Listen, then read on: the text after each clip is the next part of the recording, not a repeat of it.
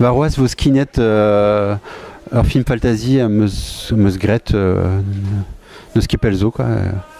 E vo un devez gwestlet d'ar filmou e brezonek a gaze vo skinet va film din me kakaouet.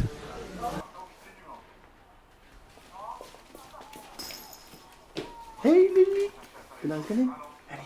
Oh, pot de bras. Bon, je m'arrive sûr comme un bout. Ja? Ur c'houpla tudiaouan ko deus bet ur bugel ur bloazo dra yise a gaze ar bugel a ya gant evam goz a neuze o deus an nozvez evito evit driboulat evit en embelet en dro hag aze a blamour d'un ur gakaoueten et vos jeux et trezo quoi. Je suis tampédam.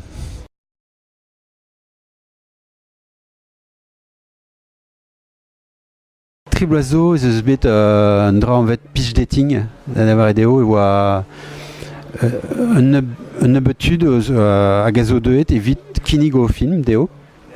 On oa pem minuten evit kinig ar film d'un nebet produerien, skinierien a oa amañ, e oa France 3 e oa a bep seurt tud. Hag goude an draze, Laurent Sansker a Fred Premel stit a prod o deus merzet e oa liammou e tre ar scénario hag me ar pez moa kiniget d'ar poenzen e oa ket liammet gant an drazet an ebet e oa histoire ar plar kentor hag inti o deus be roant sevel liaden filmou ber e brezonek divarben a remise en cause chez l'homme. Ar pez o deus kiniget e penkenta e neuze Laurent Sansker neus goulennet ganin a roan moa klas kriva un drabenak ki divar ben an draze e neuze meus gret e penkenta e oa an pem e o pem raktres quoi on eus labouret assemblez on be bodet gant a produirien evit klas que sevel ar filmou a sevel ar scénario. Maeva? Maeva, Chilawariz?